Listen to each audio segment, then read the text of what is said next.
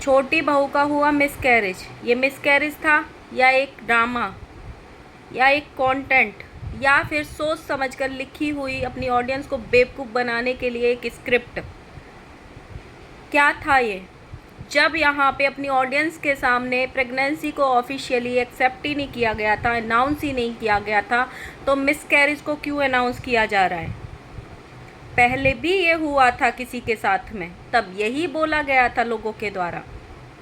2-3 दिन तक एक बेटी दर्द में तड़पती रही, उसने अपना बच्चा खो दिया और उस बेटी की माँ को खबर तक नहीं की गई कि आपकी बेटी दर्द में तड़प रही है, उसका बच्चा खो गया है। ये अपने आप को अच्छी सोच वाले लोग बताते हैं। ऐसा किस किस को लग रहा था कि 2-3 दिन पहले इनके घर में एक इतना बड़ा कांड हो गया है, क्योंकि सबके ब्लॉग पे ब्लॉग छप रहे थे, सबके। So hello guys, Radhe Radhe, जय श्री कृष्णा। स्वागत है एक और नए वीडियो में। आई होप सब अच्छे होंगे, स्वस्थ होंगे, मस्त होंगे और जहाँ भी होंगे तंदुरुस्त होंगे। अगर आपको मेरी वीडियो अच्छी लगती है तो प्लीज़ गाइज लाइक कर देना वीडियो को, और पूरा वीडियो देखने के बाद अपना कमेंट ज़रूर छोड़ना। और जिन लोगों ने भी सब्सक्राइब नहीं किया हुआ है, प्लीज़ गाइज सब्सक्राइब कर दीजिए, अब तो एटलीस्ट कर दीजिए। बस 30 लोगों का सब्सक्राइब करना बाकी है हमारी 5K की फैमिली होने से, तो प्लीज़ गाइज 30 लोग तो कर ही सकते हैं आज में सब्सक्राइब। सो बात करते हैं, राज परिवार में एक दुख की घड़ी आ गई है। वहाँ पे छोटी बहू का मिसकैरेज हुआ है, लेकिन ये मिसकैरेज का ब्लॉग बनाया क्यों गया है? हालांकि ये बहुत दुख की बात है कि मुझे उस घर में की छोटी बहू बहुत अच्छी लगती है, सबसे अच्छी लगती है इस पूरे परिवार में। बहुत सारे लोगों को मेरी तरह वो अच्छी लगती है, उसके लिए बहुत ज़्यादा हेट नहीं है लोगों के मन में, क्योंकि वो अपने मतलब से मतलब रखती है, ना ज़्यादा कंट्रोवर्सी में कूदती है, अपने सिंपल सोबर से ब्लॉग बनाती है, उसको ज़्यादा दुनियादारी से मतलब नहीं है। अगर ये लोग फोर्स ना करें तो शायद वो इतनी ब्लॉगिंग भी ना करे। उससे ये ब्लॉगिंग भी कहीं ना कहीं उसके पति और उसके सास ससुर के सास के द्वारा ज़बरदस्ती बनवाई जाती है। ये हमने देखा है, क्योंकि उसकी सासू माँ समय समय पे ये ताना देती नज़र आती हैं कि सुस्ती भरे ब्लॉग बनाती हो, आज ब्लॉग नहीं डाला, 2-3 दिन से ब्लॉग नहीं डाला, तो उससे ये ज़बरदस्ती बनवाए जाते हैं कहीं ना कहीं कि तुमको भी ब्लॉगिंग में ही पैसा कमाना है। वो मुझे थोड़ा अच्छा लगती है, लेकिन ये लोग इतने घटिया हैं, इतने घटिया हैं कि इन लोगों ने अपने मिसकैरेज को सच दिखाने के लिए उस लड़की को रोते हुए तड़पते हुए भी अपने ब्लॉग में दिखा दिया। इन लोगों ने ये कैप्चर कर लिया, और स्टार्टिंग में मतलब इनके पास इतना टाइम है, प्रेगनेंसी का मिसकैरेज का अनाउंस कर रहे हैं ये अपनी ऑडियंस के सामने, तो इन्होंने 5 मिनट बैठ के पहले क्रिएटिव थंबनेल लगाया, बनाया। इतना टाइम है इनको दुख की घड़ी को अनाउंस करने के लिए भी। आप सोचो कितना दिमाग से खेलते हैं ये लोग। और फिर ये लोग, अभी कुछ लोग इनके जो बैठे हैं ना, वो आ जाएंगे कि लोग उल्टा सीधा बोलते हैं। इन्होंने खुद एक्सेप्ट किया है कि ये जो चीज़ है वो 2-3 दिन पहले हुई है हमारे घर में।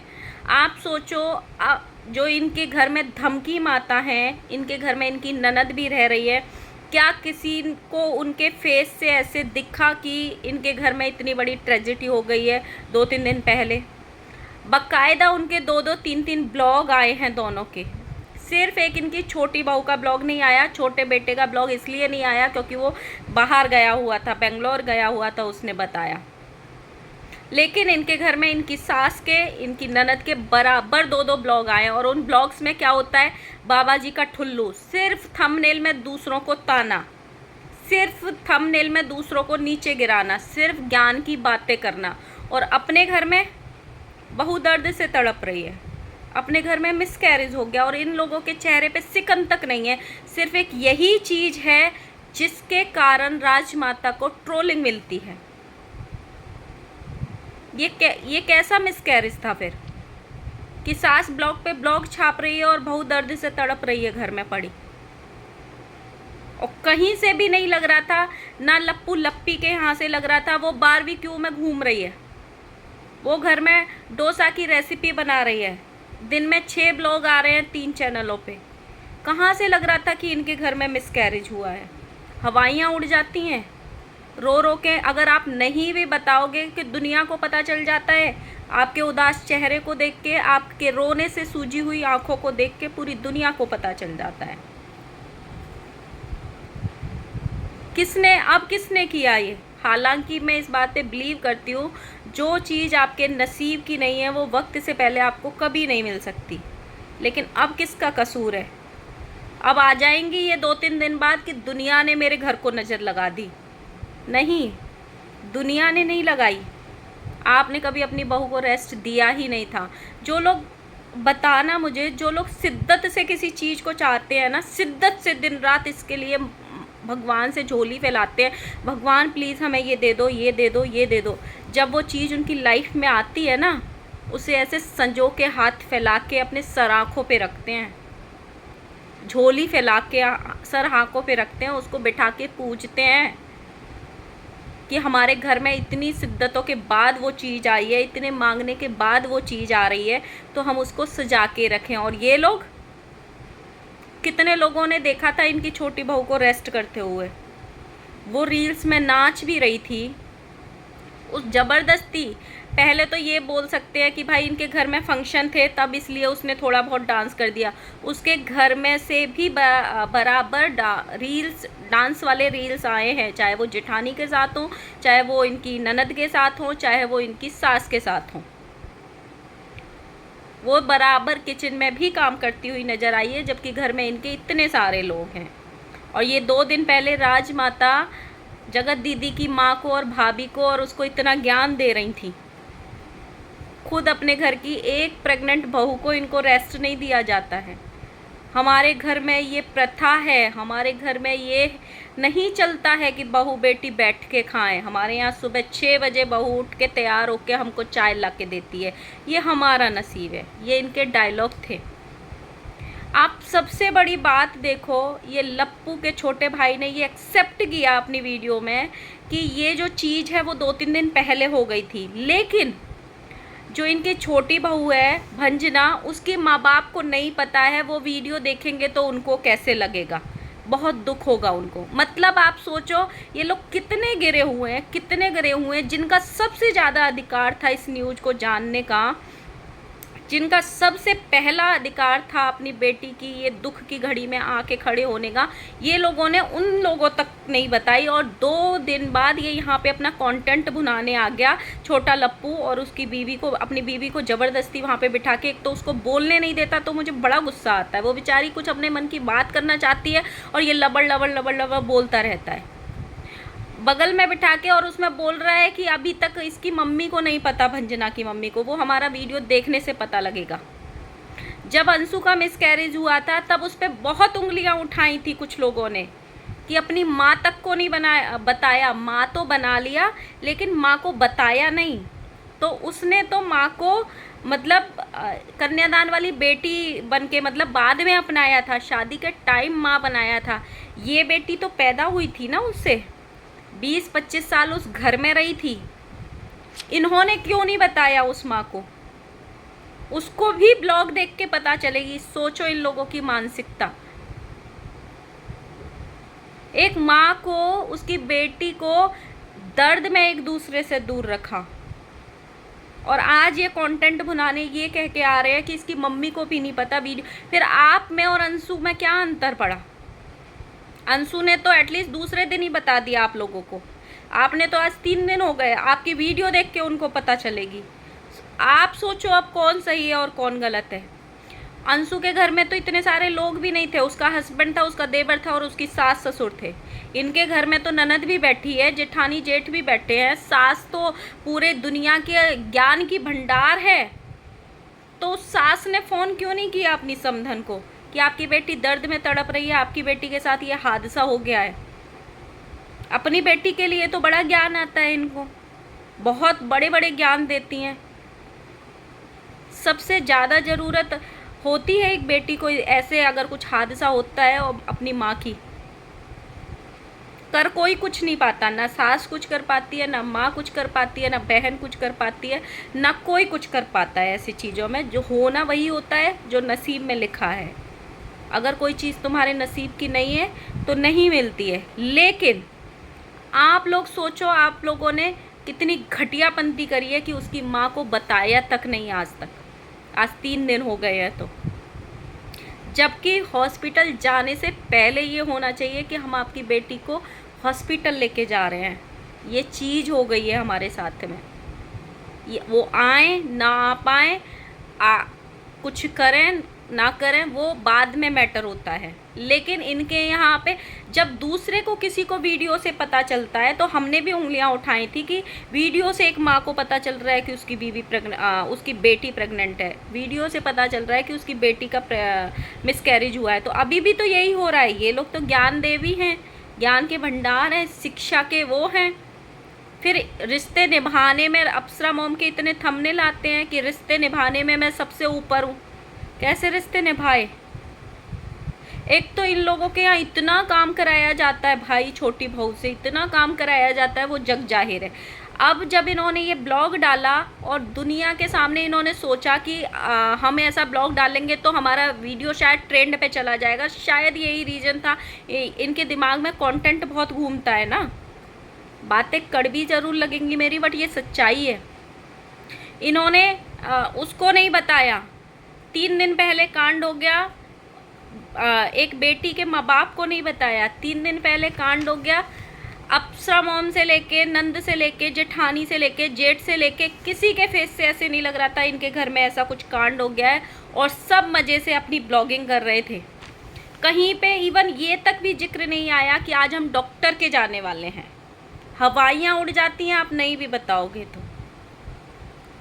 फिर लोग मुझे यही सवाल जानना है, जब अंशु ने अपना प्रेगनेंसी का मिसकैरेज अनाउंस किया था, तब सबने, इवन मैंने भी बोला था, जब प्रेगनेंसी अनाउंस ही नहीं करी थी तो मिसकैरेज का वीडियो क्यों बनाया? अब इनसे भी जाके ये सवाल करना चाहिए, जब यहाँ ऑफिशियली प्रेगनेंसी को कभी अनाउंस ही नहीं किया गया था तो यहाँ पे मिसकैरेज का ब्लॉग क्यों डाला, मिसकैरेज के कंटेंट को क्यों भुनाया? और मैं गारंटी देती हूँ अभी एक हफ्ते नहीं, 1 महीने तक इसका सब कंटेंट बुनाएंगे। अभी तो लोगों पर जाएगा ये कंटेंट की, लोगों की नज़र लग गई, कुछ लोगों ने नज़र लगा दी। अभी सास के 4 ब्लॉग आएंगे, जेठानी के 4 ब्लॉग आएंगे। मतलब इनके घर में 2 दिन पहले आ गया था ये, और जेठानी कल लाइव में बैठ के हंस रही थी, डोसा वाली लाइव का एंजॉय कर रही थी, जबकि उसके पहले इनका यह हादसा हो गया था। एक कमेंट भी आया था, मैंने कहीं एक कमेंट पढ़ा था कि लप्पी खुश होकर इस न्यूज़ से गई बारबेक्यू में पार्टी करने। इतनी नेगेटिव कमेंट्स आए इन लोगों को, इतने नेगेटिव कमेंट आए इन लोगों को कि इन लोग मतलब छोटे लप्पू को, जिसकी बीबी का मिसकैरेज हुआ है, खुद उसको अपने कमेंट्स ऑफ करने पड़े। आप सोचो, ये लोग इतने मतलब मास्टरमाइंड हैं, इतना लोगों के साथ मतलब कंटेंट खेलते हैं। आज ही राजमाता ने ये थंबनेल लगाया था कि लोग चंद पैसों की खातिर दूसरों पे कुछ भी उंगली उठा देते हैं, थोड़ा अपने ऊपर झांक के देखो।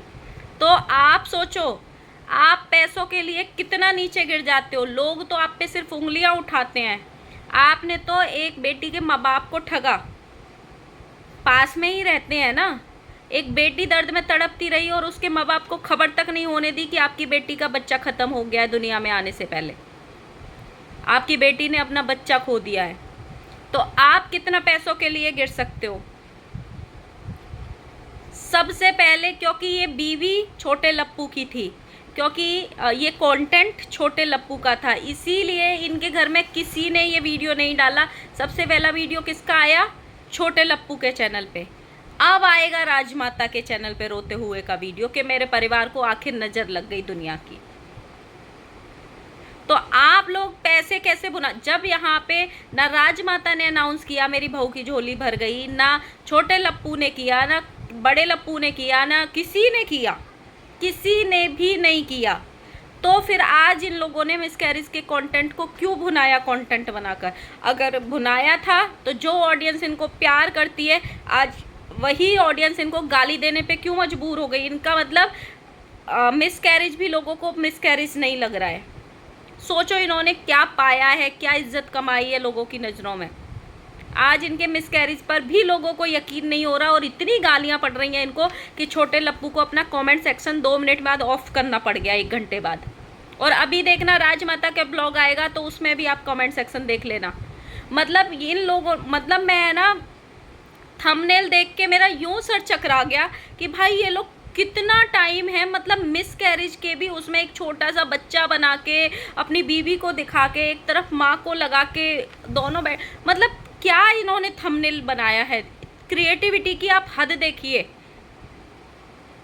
क्रिएटिविटी की आप हद देखिए, किस हद तक ये लोग लोगों के मतलब गिर सकते हैं। ये लोग किस तरीके से कंटेंट को बुनाते हैं ये लोग। सारे यूट्यूबर्स ने ना कहीं प्रेगनेंसी और मिस कैरेज को एक कंटेंट बना लिया है। कोई भी हो, चाहे वो पहले अंशु के यहाँ से स्टार्ट हुआ, अभी इन्हीं आसपास के से बात करते हैं, दूर तो नहीं जाते हैं, ज़्यादा पुराने पिछले 2 महीने की ही बात करते हैं। पहले अंशु के यहाँ से हुआ, फिर सेम पारस ठकराल ने खेला, लेकिन पारस ठकराल के यहाँ एक था कि उसने ऑफिशियली अपनी प्रेगनेंसी को अनाउंस किया था, अपनी बीवी की प्रेगनेंसी को, देन उसने मिसकैरेज खेला था। और अभी इसने सेम किया है। इसने और अंशु ने दो सेम चीज़ें करी ना। अंशु ने अपनी प्रेगनेंसी को कभी अनाउंस किया था, सीधे मिसकैरेज को अनाउंस किया और दूसरों पे डाल दिया। सेम इन्होंने किया है, सिर्फ अपनी प्रेगनेंसी को कभी अनाउंस नहीं किया था, सिर्फ अपने मिसकैरेज को अनाउंस कर दिया। क्यों अनाउंस किया? मतलब बगल में बीबी बिठा के ये लोग कितना, मतलब मुझे बिल्कुल समझ में नहीं आता। ये लोग दर्द से उभर भी नहीं पाते और उस दर्द को एज ए कंटेंट पैसा बनाने का जरिया बना लेते हैं। मतलब जिस घर में कोई चीज़ हो जाती है उस घर के तोते उड़ जाते हैं चेहरों के, और आराम से ब्लॉग्स आ रहे थे इनके घर के। आप सोचो यार, ये लोग अपनी चीज़ को कहीं ना कहीं, ये ब्लॉग में जो छोटा सा पार्ट अपनी बीवी को तड़पते हुए दर्द में इन्होंने दिखाया है, वो इसीलिए दिखाया है कि लोग ज़्यादा से ज़्यादा उस वीडियो पे क्लिक करें, इसीलिए आगे की साइड ही दिखा दिया वो पार्ट, बीवी तड़प रही है। पूरा वीडियो देखें लोग उसका। मतलब क्या ही बोलूँ यार, क्या ही बोलूँ। एक तरफ मुझे सिर्फ अगर सिंपैथी है, अगर बुरा लगा दिल से, तो सिर्फ इनकी छोटी बहू के लिए बुरा लगा कि उसके साथ ऐसा नहीं होना चाहिए था, बिल्कुल भी नहीं होना चाहिए था। मुझे पता नहीं क्यों वो बहुत अच्छी लगती है, बहुत एक अलग सा सॉफ्ट कॉर्नर है। हालांकि कुछ टाइम बाद वो भी लप्पी जैसी हो जाएगी, क्योंकि ये लोग बना के छोड़ेंगे जिस हिसाब से ब्लॉगिंग में फेमस होने का इनको वो है ना अंदर से। और मैंने कई बार देखा है छोटे लप्पू को उसको बोलते हुए कि तुम ब्लॉग में ये करो, तुम ब्लॉग में ये करो, तुम ब्लॉग में ये करो। यहाँ तक कि उनकी सास भी उनको ट्रेनिंग देती है कि तुमको ऐसे ब्लॉग बनाना चाहिए, ऐसे ब्लॉग। तो थोड़े टाइम बाद वो भी वैसी हो जाएगी, ये लोग बना लेंगे उसको अपने जैसा। लेकिन नहीं होना चाहिए था उसके साथ। पर कहीं ना कहीं ये भी सच्चाई है, जिस शिद्दत से राजमाता को वीडियो में और थंबनेल में बच्चा चाहिए था, जिस शिद्दत से छोटे लप्पू के वीडियोस के थंबनेल आते थे बच्चे को लेके, उस शिद्दत से इन्होंने अपनी बहू की कहीं भी केयर नहीं करी, कहीं भी नहीं करी। प्रेगनेंसी में अगर पहले के ज़माने अलग होते थे यार, जब काम अलग होते थे। अब तो इनके घर में 4 तो नौकर हैं, खुद बोली थे ना राजमाता, 4 नौकर हैं, खाने पीने का कोई टेंशन नहीं है, कुछ भी टेंशन नहीं है। लेकिन फिर भी एक ही इंसान इनके यहाँ पे काम करता नज़र आता था। और ये मैं नहीं बोल रही, पूरी ऑडियंस बोल रही है, क्योंकि मैं रंजना के उतने ज़्यादा ब्लॉग्स देखती नहीं हूँ। तो अब राजमाता किस पे ब्लेम करेंगी ये देखना बाकी है, वीडियो हो जाएगा बहुत ज़्यादा लंबा। बाकी लास्ट में हम ये ही बोल सकते हैं कि रंजना स्टे स्ट्रॉन्ग और खुश रखने की कोशिश करो अपने आप को। जो चीज़ हो गई उससे इतना जल्दी तो नहीं भूल पाओगी, लेकिन भूलने की कोशिश करना, क्योंकि ज़िंदगी आगे बढ़ने का ही नाम है। जब तक नसीब में चीज़ नहीं होती है, वक्त से पहले और नसीब से ज़्यादा किसी को भी कुछ नहीं मिलता है। ये सोच के आगे बढ़ना कि शायद ये आपके नसीब का नहीं था। मैंने अंशु के टाइम पे भी यही लाइन बोली थी, आज आपसे भी यही लाइन बोलूँगी। और सबसे पहले अभी अपनी हेल्थ का ख्याल रखना बहुत ज़रूरी है। पहले अपनी हेल्थ को बनाओ, अपनी हेल्थ पे ध्यान दो, तब आगे कुछ सोचना, प्रॉपर रेस्ट लो। मिलते हैं गाइस नेक्स्ट वीडियो के साथ में। आपके क्या ख्याल है, अपना पॉइंट ऑफ व्यू ज़रूर छोड़ना। और क्या ही बोलूँ यार इस वीडियो में, प्लीज़ लाइक करना, कमेंट करना, और जिन्होंने सब्सक्राइब नहीं किया हुआ है प्लीज़ सब्सक्राइब करना। Bye bye.